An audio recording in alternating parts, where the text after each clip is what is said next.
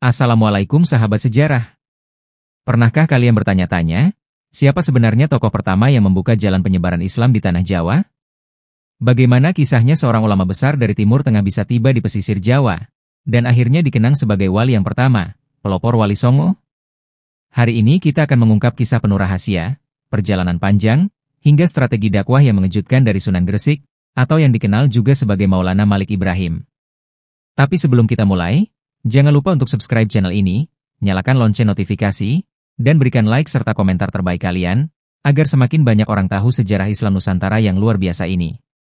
Terungkap. Fakta mengejutkan perjalanan Sunan Gresik dari Timur Tengah ke Jawa.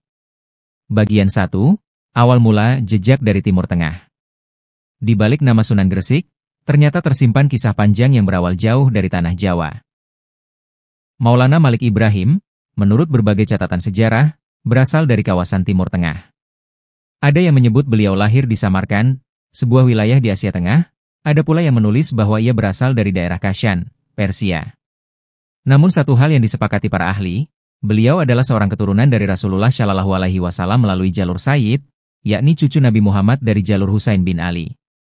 Garis keturunan ini membuatnya dihormati dimanapun ia berada. Sejak muda, Malik Ibrahim dikenal sebagai pribadi yang cerdas, tekun menuntut ilmu, dan memiliki semangat dakwah yang tinggi. Beliau belajar ilmu agama, tasawuf, perdagangan, hingga ilmu pengobatan. Perpaduan antara ilmu agama dan keahlian duniawi inilah yang kelak menjadi senjata utama dalam perjalanannya menyebarkan Islam di Nusantara. Bayangkanlah, pada abad ke-14, perjalanan dari Timur Tengah ke Asia Tenggara bukanlah perkara mudah. Kapal layar sederhana harus menembus gelombang samudera, melewati jalur dagang yang penuh bajak laut, serta menghadapi berbagai penyakit. Tapi Maulana Malik Ibrahim berani menempuh perjalanan panjang itu. Mengapa? Karena beliau percaya, di timur jauh ada tanah subur yang siap menerima cahaya Islam. Bagian 2, tiba di Champa awal dakwah. Sebelum menginjakkan kaki di Jawa, Maulana Malik Ibrahim lebih dahulu singgah dan menetap di Champa, sekarang wilayah Vietnam Selatan. Catatan sejarah menyebutkan beliau tinggal di sana selama beberapa tahun. Di Champa, beliau menikah dengan seorang putri bangsawan setempat, dan dari pernikahan itu lahirlah 2 orang putra yang kelak juga menjadi ulama besar. Pernikahan ini sekaligus menjadi strategi dakwah. Dengan menikah ke dalam keluarga bangsawan, jalan untuk menyebarkan Islam di kalangan masyarakat menjadi lebih mudah. Tidak hanya itu, di Champa beliau juga dikenal sebagai tabib atau ahli pengobatan. Ia menolong masyarakat yang sakit dengan ramuan herbal, sekaligus memberikan ajaran Islam yang lembut. Pendekatan sosial ini membuat masyarakat Champa segan sekaligus tertarik pada agama yang beliau bawa. Namun, takdir menuntunnya untuk melanjutkan perjalanan. Setelah beberapa tahun di Champa, Maulana Malik Ibrahim memutuskan berangkat ke Nusantara. Mengapa ke Jawa? Karena Jawa saat itu adalah pusat perdagangan dan memiliki kerajaan besar yang berpengaruh di Asia Tenggara. Bagian 3, jejak pertama di Gresik. Sekitar tahun 1404 Masehi, Maulana Malik Ibrahim tiba di Gresik, sebuah pelabuhan ramai di pesisir utara Jawa Timur. Bayangkan suasana Gresik kala itu.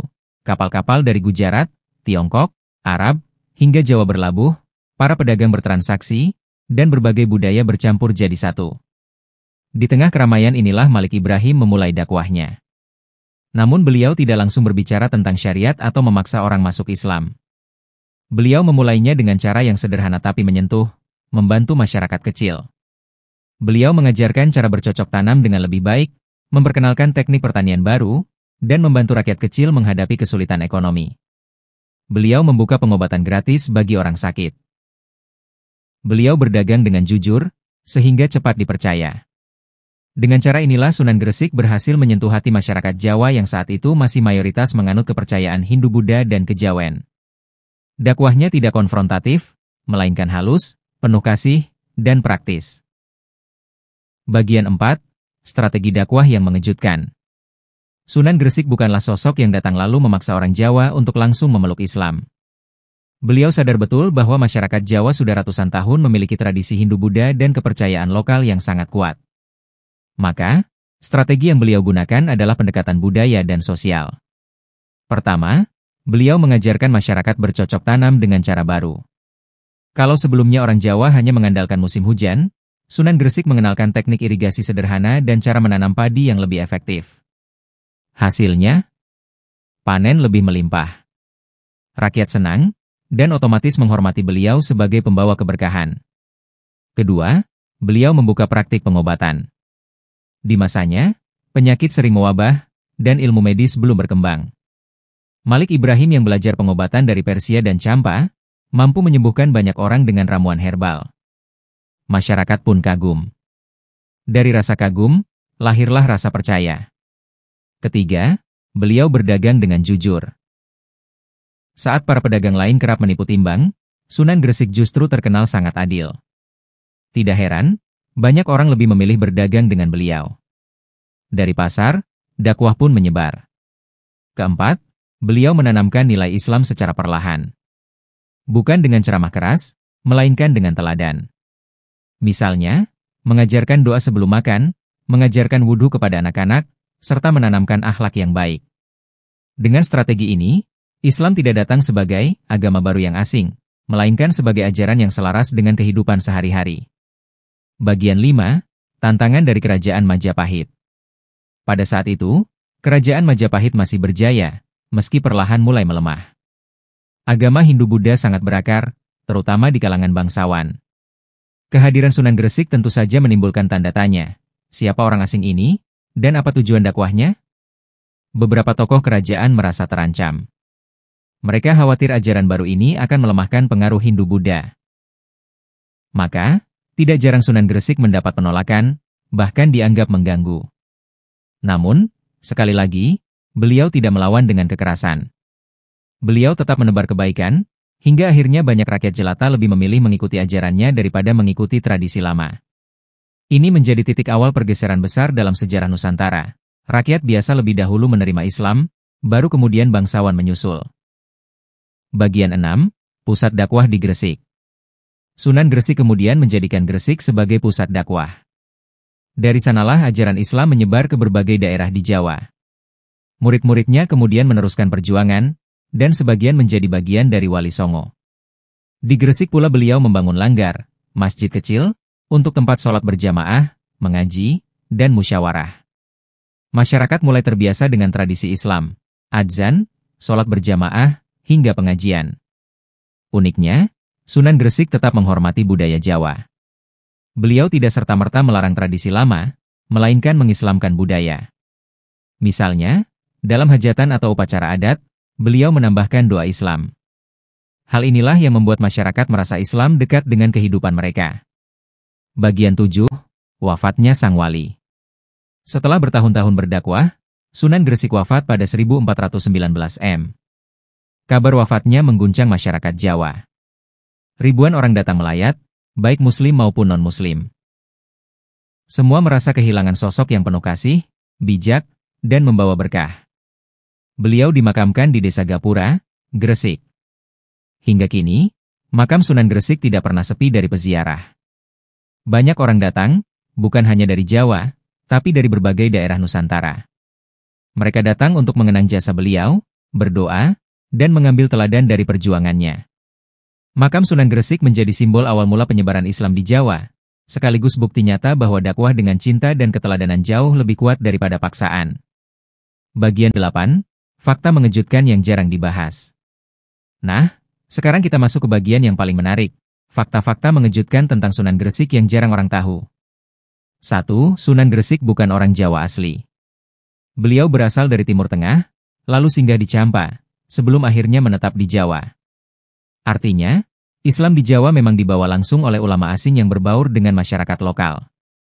2. Beliau menikah dengan bangsawan Campa. Pernikahan ini bukan sekadar cinta, tapi juga strategi dakwah. Dengan menikah ke kalangan bangsawan, pintu dakwah lebih terbuka lebar. 3. Beliau lebih dikenal sebagai tabib daripada ulama. Orang Jawa awalnya mengenal beliau sebagai dokter, bukan ustaz. Baru setelah itu masyarakat sadar bahwa ajarannya adalah Islam.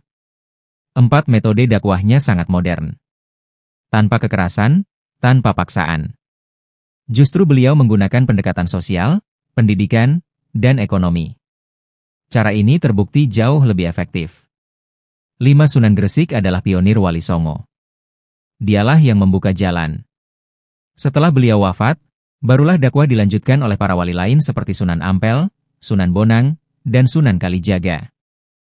Bagian 9. Warisan abadi. Warisan Sunan Gresik bukan hanya berupa makam atau cerita legenda. Lebih dari itu, warisan beliau adalah metode dakwah yang damai dan humanis. Hari ini, ketika kita melihat bagaimana Islam tumbuh di Indonesia sebagai agama mayoritas, kita tidak bisa melepaskan jasa Sunan Gresik. Beliau adalah pintu pertama yang membuka hati orang Jawa kepada Islam. Metode beliau layak dijadikan teladan, menyebarkan kebaikan dengan kasih sayang, mendekati masyarakat dengan solusi nyata, dan menghormati budaya tanpa merusak akar tradisi. Bagian 10. Penutup dan kesimpulan. Sahabat sejarah, itulah kisah panjang Sunan Gresik, Maulana Malik Ibrahim, ulama besar dari Timur Tengah yang rela menempuh perjalanan ribuan kilometer demi menyalakan cahaya Islam di tanah Jawa. Beliau bukan hanya seorang wali, tapi juga seorang pedagang, petani, tabib, sekaligus guru yang bijaksana.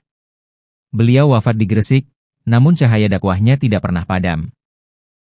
Kalau bukan karena perjuangan beliau, mungkin sejarah Jawa dan Nusantara akan sangat berbeda.